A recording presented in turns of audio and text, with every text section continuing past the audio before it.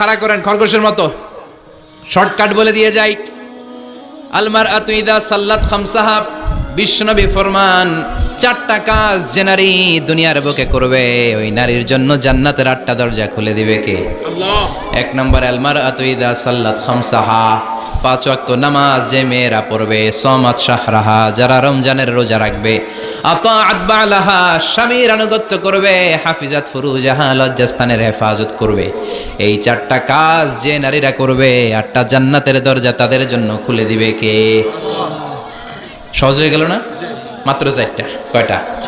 আরো জোরে বলেন কয়টা? মাত্র 4টা কাজ। আর কিছু কাজ করতে বিশ্বনবী নিষেধ করেছেন।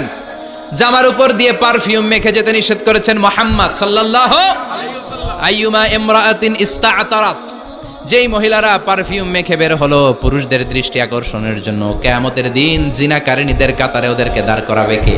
আল্লাহ। অনেক মহিলারা আছে ঝাঁঝালো পারফিউম দেয়, আছে না? টেম্পুর মধ্যে বসাই যায় না, না? সিএনজিতে বসছেন, এদিকে বসছে খালাম্মায়, হায় হায় পুরা সিএনজি আমোদ করে ফেলাইছে, এত ঘ্রাণ, ঝাঁঝালো গন্ধ। ঝানিয়া নিষেধ করেছেন। পরচুলা লাগাতে নিষেধ করেছেন। পরচুলা চিনেন? আলগা চুল, এই আলগা চুল লাগানো নিষেধ। পুরুষদের জন্য নিষেধ, নারীদের জন্য নিষেধ। অনেক ছেলেদের টাক মাথা আলগা চুল লাগায়, আছে না? নাই? শাহরুখ খান সাজতে চায়, হিরো আলম সাজতে চায়।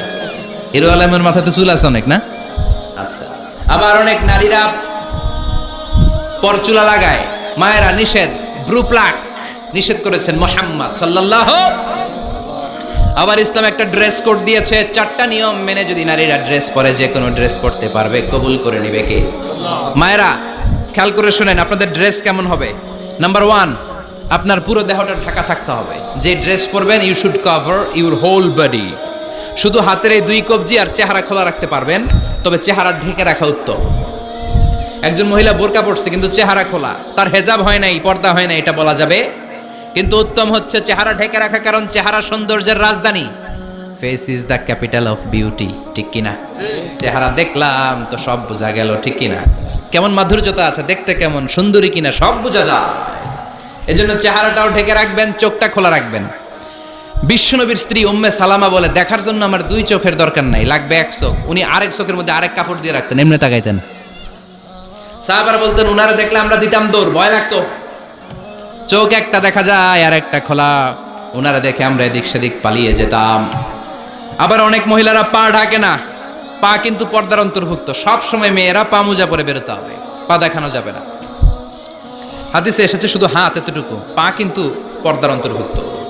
উম্মে সালামা বললেন, ইয়া রাসূলুল্লাহ, আমরা তো হাঁটতে গেলে অনেক সময় পা দেখা যায়। বিষ্ণু বললেন, তাই? তাহলে 1 বিঘত নিচ দিয়ে কাপড় বাড়াও। উম্মে সালামা বললেন, জোরে হাঁটলে তো তারপরও দেখা যাবে। বিষ্ণু বললেন, 1 হাত বাড়াও, ধুলাবালি সহ টানবা, তারপরও পায়ের 1 ইঞ্চি দেখানো যাবে। তাহলে ড্রেস কোডের প্রথম নিয়ম হচ্ছে পুরো দেহ ঢাকবেন। 2 নম্বরের নিয়ম, পোশাক ঢিলে ঢালা হবে না টাইট ফিটিং? আরো জোরে বলেন। আছি আমরা কোন জামানায়, লাজ শরম গেছে হারায়, পাতলা শাড়ির বাহার, পাখি ড্রেস লেহেঙ্গা, পোশাক দেখে নারীর লাজে মরে যাই, হায় হায়। আছি আমরা কোন জামানায়, লাজ শরম গেছে হারায়, ঠিক কিনা? লাজ শরমের বালাই নাই। ঢিলে ঢালা হবে, টাইট ফিটিং হতে পারবে না। মোটা কাপড়ের হবে। এই যে আমার জুব্বা দেখছেন, আমি মহিলাকে পোশাক পরে ফেলাইছি কিন্তু হারা পড়ে না, এরকম মোটা হবে। মোটা কাপড়, কিচ্ছু দেখা যায় না, বাইনোকুলার দিয়েও দেখা যাবে না। আবার ঢিলে ঢালা আছে না নাই? আমরা পুরুষরা যে এটা পরি, এটা দিয়ে 3 মহিলার কাপড় হয়, ঠিক কিনা? কাপড় পরতে চায় না তারা, ওদের পোশাক আমরা নিয়ে নিচ্ছি। তার মানে ঢিলে ঢালা হবে, মোটা কাপড়ের হবে, টাইট ফিটিং হতে পারবে। আবার পুরুষদের পোশাক হতে পারবে। এই 4টা নিয়ম মেনে যে যেই ধরনের পোশাক পরেন, চাদর পরেন সমস্যা নাই, শাড়ি পরেন সমস্যা নাই, ব্লাউজ পরলে ফুল হাতা পরবেন সমস্যা নাই, মেক্সি পরলেও সমস্যা নাই, বোরকা পরলেও সমস্যা নাই, কিন্তু পোশাকটা শালীন পোশাক হতে হবে। কি পোশাক? সবাই বলেন, শালীন পোশাক। পুরুষদের পোশাক পরা যাবে না, কারণ বিশ্বনবী লানত করেছেন ওই নারীদেরকে যেই নারীরা পুরুষদের মতো সাজতে চায়। এরকম আছে না নাই? দেখলে বোঝা যায় না কোনটা ছেলে কোনটা মেয়ে, আছে না নাই? এক লোক, একটা গল্প শোনাই আপনাদের। এক লোক এক বাগানে গিয়েছে, যে দেখে বাগানে কিছু ছেলে মেয়ে খেলাধুলা করে, কিন্তু ছেলে মেয়েদের পোশাক দেখে বোঝার উপায় নাই কোনটা ছেলে কোনটা মেয়ে, শুনতেছেন? পোশাকের এমন দশা, কোনটা ছেলে কোনটা মেয়ে বোঝাই যায় না। আফসোস করে বলল, হায় রে, কেমন এদের মা বাবা, কেমন এদের আক্কেল, কি পোশাক তাদের পরিয়েছে, কোনটা ছেলে কোনটা মেয়ে বোঝাই যায় না। পাশে এক ভদ্রলোক বসা ছিল, রেগে মেগে আগুন, এই মিয়া সাবধানে কথা বলেন, জানেন এগুলো আমার সন্তান, আমার সন্তান এগুলো। লোক তো ভয় পেয়ে গেছে, তাই নাকি? ও তাহলে আপনি এদের বাবা? এবার লোকটা রেগে মেগে বলে, আমি আপনার কি চোখ নেই, আমি বাবা হইতে যাবো কেন, আমি তো এদের মা। তার মানে কোনটা ছেলে কোনটা মেয়ে যেমনি বোঝা যায় না, কোনটা বাবা কোনটা মা এটাও বোঝা যায় না। এরকম আছে না নাই? ছেলেরা পরবে ছেলেদের পোশাক, মেয়েরা পরবে মেয়েদের পোশাক, চিল্লায় বলেন ঠিক কিনা? এজন্য ইসলাম নারীদেরকে যে অধিকার দিয়েছে, পৃথিবীর কোন ধর্ম এত অধিকার দেয় নাই। ইসলাম যে মর্যাদা আপনাদেরকে দিয়েছে, আর কেউ দিয়েছে নাকি? ইসলাম বলে প্রথম সন্তান কন্যা সন্তান হলে ঘরের মধ্যে বরকত আছে না নাই? মিন বারাকাতিল মারআতি তাবকিরুহা বিল ইনাস। একটা মেয়ের মধ্যে বরকত বেশি না কম কেমনে বুঝবেন? তার প্রথম সন্তান যদি মেয়ে হয় তাহলে বুঝবেন এই মেয়েটা বরকতওয়ালা মেয়ে, এই মেয়ে আপনার জীবনে অনেক কিছু নিয়ে আসবে। সুবহানাল্লাহ কইতে পারেন না? কিন্তু অনেক ডাকাইত আছে, মেয়ে হইলে অখুশি হয়, ছেলে হইলে পাড়ার সবারে জিলাপি খাওয়ায়, পাড়ার সবারে মিষ্টি খাওয়ায়, মেয়ে হইলে কিচ্ছু খাওয়ায় না, আছে না নাই? কিন্তু আমরা মেয়ে হলে খুশি হব। কার কার প্রথম সন্তান মেয়ে? হাত তোলেন। একজন, দুইজন, তিনজন। প্রথম সন্তান মেয়ে কার? হ্যাঁ, অনেকে আছে তো মাশাআল্লাহ, আপনারা অনেক বরকতময়, আলহামদুলিল্লাহ। হাত নামান। আমারও প্রথম সন্তান মেয়ে, তিনটাই মাইয়া। জান্নাত একটা আমারে দিয়েন, তার মানে 3 জান্নাতের মালিক। মাশাআল্লাহ, আল্লাহ ভাইরে তুমি কবুল করো। তার মানে কোন ঘরে যখন মেয়ে আসে, আল্লাহ বলে ঘরটা বরকতময়। মেয়েটা যখন বড় হতে শুরু করে, মেয়েটা ভাইয়ের জন্য বরকতময়। মেয়ে যখন বিয়ের উপযুক্ত হয়, বাবার জন্য বরকতময়। 2 মেয়ে মানে বাবার 2 জান্নাত, 3 মেয়ে মানে 3 জান্নাত। সুবহানাল্লাহ।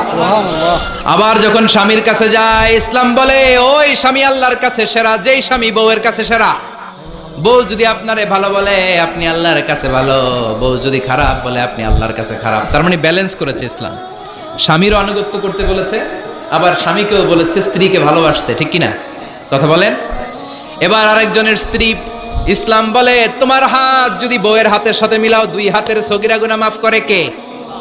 স্ত্রীর দিকে যখন তাকাও, তোমার চোখের সগীরা গুনাহ মাফ করে কে? প্রতি মাসে মাসে স্ত্রীর কাপড় চোপড় আর কসমেটিক্স কেনার জন্য যে টাকাটা দাও, এই টাকাটা সদকা হিসেবে কবুল করবে কে? এবার এই মহিলা গর্ভবতী, ইসলাম বলে সন্তান ভূমিষ্ঠ করতে যে যদি কোনো মা ডেলিভারি কেসে হসপিটালে মারা যায় কিংবা বাসায় মারা যায়, কিয়ামতের দিন ওই মহিলাকে শহীদদের কাতারে দাঁড় করায় দিবে কে? বাচ্চা ভূমিষ্ঠ করতে যে শাহিদ, শাহিদা, শহীদদের কাতারে। আর সুন্দর মতো যদি আসে, আল জান্নাতু তাহতা আকদামি উম্মাহাতিকুম, মায়ের পায়ের নিচে সন্তানের বেহেশত আছে না নাই? জোরে বলেন। এজন্য ইসলাম বলে খবরদার, মায়ের মর্যাদা সবচেয়ে বেশি। এক সাহাবী বললেন, ইয়া রাসূলুল্লাহ, কার সাথে ভালো আচরণ করব, বাবার সাথে নাকি মায়ের সাথে? নবী বললেন মায়ের সাথে, এরপরে মায়ের সাথে, তারপরে মায়ের সাথে, তারপরে কার সাথে? তারপরে তোমার পিতার সাথে। মায়ের মর্যাদা কয় গুণ বেশি? ওগো মা তুমি এই ধরনের শ্রেষ্ঠ নেয়ামত, তোমারই পদ তলে রয়েছে জান্নাত। ওগো মা তুমি এই ধরনের শ্রেষ্ঠ নেয়ামত, তোমারই পদ তলে রয়েছে জান্নাত। সুবহানাল্লাহ। আমি বলি আমাদের পায়ের নিচে থাকে মৌজা, জুতা আর বালু, আর মহিলাদের পায়ের নিচে জান্নাত। এই পৃথিবীটারে 1000 বার বিক্রি করলে জান্নাতের একটা চেয়ারের দাম হবে না। সুবহানাল্লাহ পড়ে। আর যেই জান্নাত মায়ের পায়ের নিচে পড়ে আছে, ওই পায়ের দাম বেশি না কম? এজন্য মায়েদের সাথে ভালো আচরণ করতে হবে। ইসলাম নারীকে দিয়েছে ইবাদতের অধিকার। নারীরা যদি মহিলা সমাবেশে যেতে চায়, কোনো পুরুষ বাধা দিতে পারবে? নারী যদি মসজিদে নামাজ পড়তে যেতে চায়, বাধা দিতে পারবে? নাগাই শিখি আছে মহিলাদের নামাজের জায়গা? করেন নাই আপনারা? করেন, আস্তে আস্তে করেন, আস্তে আস্তে করতে হবে। তারা অনেক সময় বাইরে বের হয়, বাসায় আসতে আসতে নামাজের সময় হয়ে গেছে, কই পড়বে নামাজটা? মসজিদে সুযোগ করে দেন, মসজিদে পড়বে। তবে ঘরে পড়া উত্তম, ঘরে পড়লে বেশি সওয়াব। সুবহানাল্লাহ। তার মানে ইবাদতের অধিকার ইসলাম নারীকে দিয়েছে, শিক্ষার্জনের অধিকার। আপনার ছেলেকে স্কুলে পাঠান, শুধু ছেলেকে নয়, আমরা বলি আপনার ছেলেকেও পাঠান, মেয়েকেও পাঠান, ঠিক কিনা? আপনার ছেলেকে মাদ্রাসায় পাঠান, মেয়েকেও পাঠান। শিক্ষা সবার জন্য। বিষ্ণু বলেছেন আল্লিমু বানাতাকুম সূরাতান নূর, তোমরা তোমাদের মেয়েদেরকে সূরা নূর শিখাও। কোন সূরা? কথা কন। ও আমার মায়েরা, আপনাদের জন্য রব্বুল আলামিন সব হকের কথা সূরাতুন নূরে বলেছে।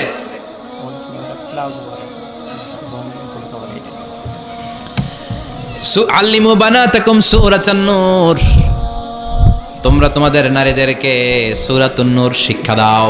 ও আমার মায়েরা, আজ থেকে সূরাতুন নূরের অর্থ পড়বেন, তাফসীর পড়বেন, ঘরটারে বরকতময় করে দিবে কে? আপনাদের আছে মহারণার অধিকার। বিয়ে করলে পুরুষ মহারণা পাবে না, দিবে। কিন্তু আমরা এতগুলা টাকা নিয়ে আসি, ডাকাইত আছে না নাই? সারা জীবন মেয়েটারে লালন পালন করলো, একটা মেয়ে হলো একটা বাবার কলিজা, মেয়ে দিয়ে দিল মানে বাবা কলিজা ছিঁড়ে দিল, আর কি চাস?